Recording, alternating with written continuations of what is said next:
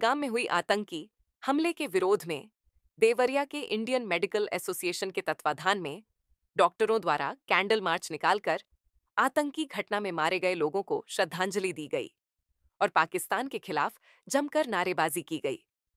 Doctor की मांग है कि भारत सरकार पहलगाम में हुए आतंकी हमले के जवाब में जबरदस्त कार्रवाई करे और आतंकियों व उनके आकाओं को निस्तो नाबूद कर दे ताकि दोबारा इस तरह की घटना ना हो।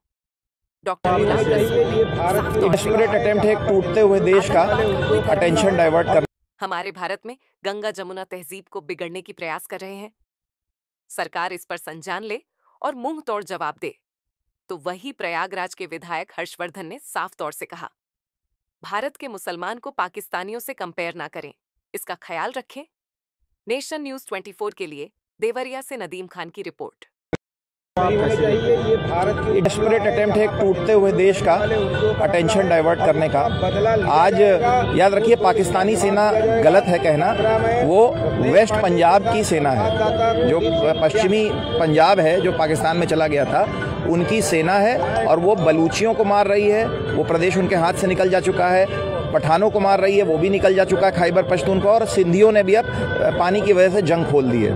ऐसे में अपने टूटते हुए देश को देखते हुए और तिलमिला के अटेंशन डाइवर्ट करने के लिए वहाँ के आतंकवादी chief of army staff Asif Munir ने ये घटना करवाई है और उनके आईएसआई के गुर्गों ने घटना करवाई है। और इसका मुझे पूरा विश्वास है कि भारत की बहादुर सेना और भारत के बहादुर प्रधानमंत्री इसका मुंह तोड़ जवाब देंगे। क्या इसमें कश्मीरियों का भी हाथ हो सकता है? देखिए, आपको मैं बता दूं,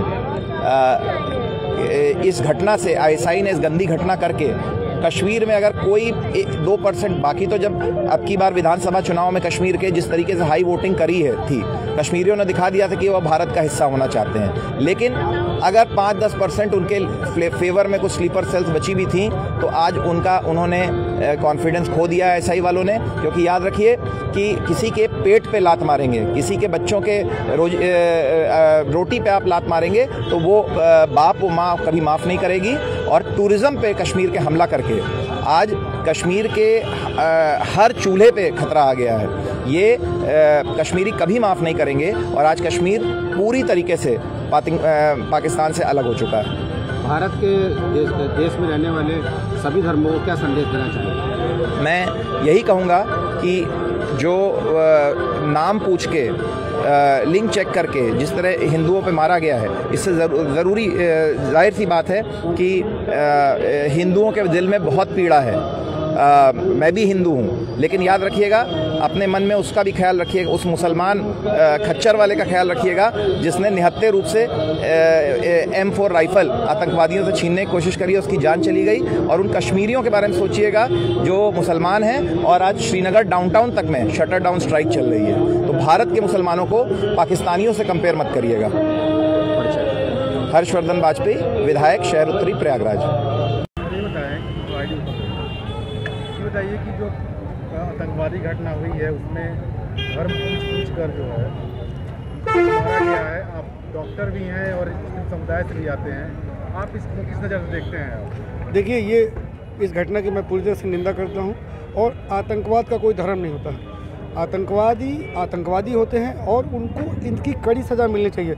मैं सरकार से डिमांड करता हूँ, ये मांग करता हूँ कि जो भी दोषी इसमें पाए जाएँ, जिस लेवल पे भी दोषी पाए हैं, जिन्होंने उनको सहारा दिया, घुसने का जरिया बना, इन सारे लोगों को कड़ी से कड़ी सज़ा देनी चाहिए ताकि आगे के लिए भी सबक हो। सोचने वाली बात है कि कुछ लोग आते हैं, घुसते हैं और पूरा देश परेशान हो जाता है। क्या हम इतने कमज़ोर हैं?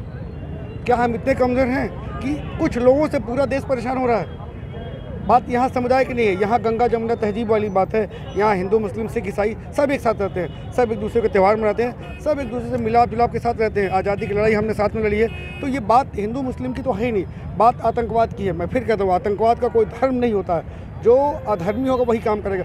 किसी निहत्थे पे गोली चलना किस धर्म में लिखा हुआ है? किसी धर्म में नहीं लिखा हुआ है। तो इनका अपना क्या मकसद है मुझे नहीं मालूम, लेकिन आतंकवाद का कोई धर्म नहीं होता। Thank you. क्या नाम है आपका? मेरा नाम डॉक्टर गुलाम रसूल है। मैं पेशे से डॉक्टर हूँ, ऑर्थोपेडिक सर्जन हूँ। न्यू कॉलोनी देवरिया में रहता हूँ।